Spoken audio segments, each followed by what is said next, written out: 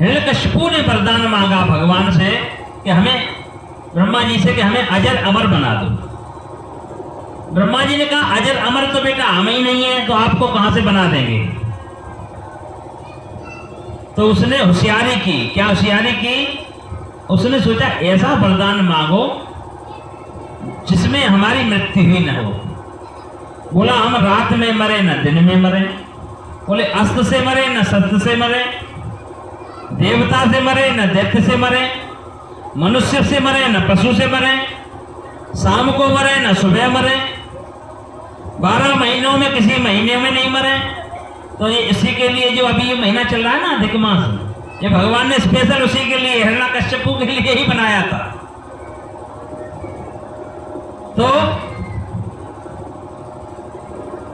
उसने वरदान पा करके जो है अब अत्याचार करने लगा, अन्याय करने लगा। हिरण्यकश्यपु जब वो तपस्या करने गया था तो उसकी पत्नी गर्भवती थी। हिरण्यकश्यपु की पत्नी का नाम कयाधु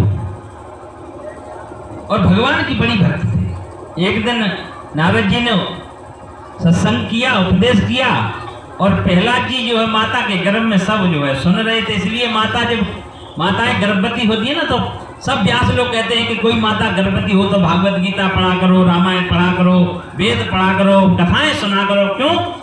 क्योंकि बालक में असर जाता है, वैसा ही बालक पैदा होगा। तो महाराज सत्संग के प्रभाव से प्रहलाद जी भगवान के भक्त हो गए। अब बताओ, पूरे राक्षसों में केवल असुरों में प्रहलाद जी ही भगवान के भक्त थे। देखो भैया, हिरण्यकश्यपु है वो उपद्रव तो मचाएगा। प्रहलाद जी और बड़े हुए तो उनको पढ़ने के लिए विद्यालय में भर्ती कराया। संडामर्क जी जो है पढ़ाते थे, वो विद्यालय चलाते थे। दैत्यों को गुरु जो थे ना शुक्राचार्य जी, उनके पुत्र थे ये दोनों। तो ये जो है वही पढ़ाते थे जो हिरण्यकश्यपु जो पढ़वाते थे, क्योंकि सरकार है जो पढ़वाएगी उसी को पढ़ना पड़ेगा, पढ़ाना पड़ेगा। लेकिन प्रहलाद जी कुछ और ही पढ़ते थे। एक दिन जो है प्रहलाद जी से उसके पिता हिरण्यकश्यपु ने पूछ दिया, मिलने गया तो गोद में लेकर के पूछा कि बेटा बताओ आपके गुरुजी आपको क्या पढ़ाते हैं। तो प्रहलाद जी ने जो है भगवान की जो है भक्ति सुना दी, ज्ञान का उपदेश दे दिया। हिरण्यकश्यपु को बड़ा शॉट लगा, दे ये तो हमने कोर्स में ही नहीं रखा, ये तो भगवान का नाम, भगवान का भक्त कैसे बन रहा है भाई। संडामर्क जी को पढ़ाया, डांटा, भाई ये क्या है, यही पढ़ाते हो? नहीं महाराज, हमने नहीं पढ़ाया। आपका बालक तो महाराज हमें लगता है पढ़ाया आया है, लेकिन एक मौका और दो महाराज। ठीक है, ले जाओ। फिर ले गए और फिर एक दिन हिरण्यकश्यपु जो है मिलने गया प्रहलाद जी से।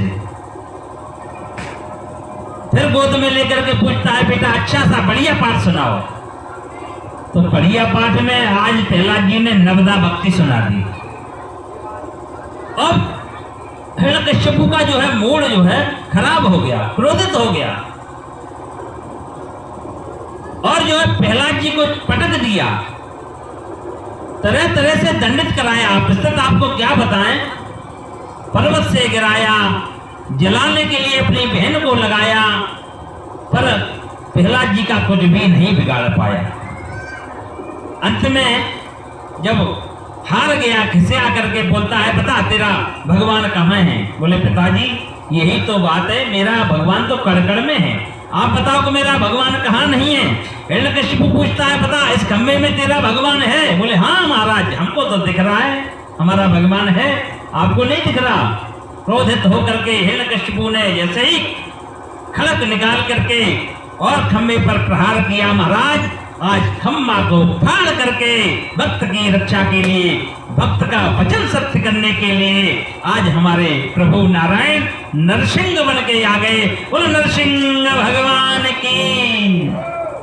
और नरसिंह भगवान बन करके हिरण्यकशिपु का उद्धार किया और पहला पर कृपा की। ऐसे हमारे भक्त वत्सल भगवान हैं, उनके चरणों में बारंबार वर्णन है, बारंबार वंदन है। और फिर जो है मनवंतरों का वर्णन आया। एक मनवंतर में गज से और ग्रह का युद्ध हुआ। गजराज बड़ा बलवान था,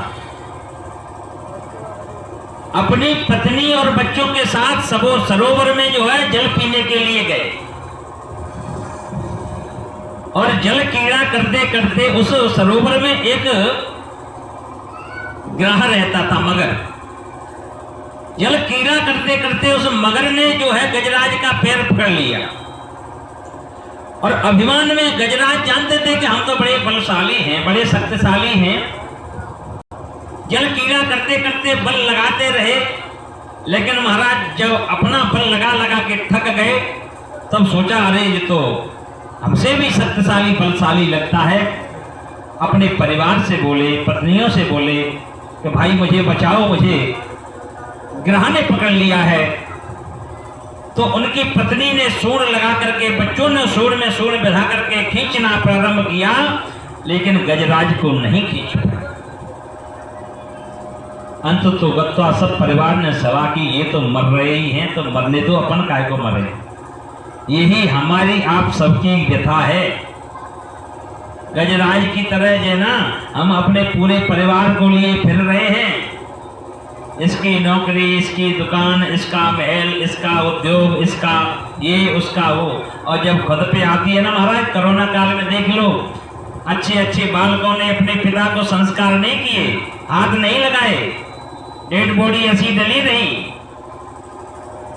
तो मतलब का संसार है।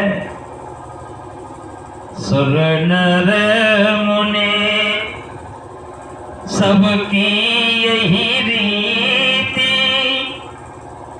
स्वार्थ लागे करे सब प्रीति। सुर नर मुनि सबकी यही रीति, स्वार्थ लागे करे सब प्रीति। सब स्वार्थ के वशीभूत होकर के प्रेम करते हैं। इसलिए हमारे सच्चे जो साथी हैं, हमारे सच्चे जो पिता हैं, वो हमारे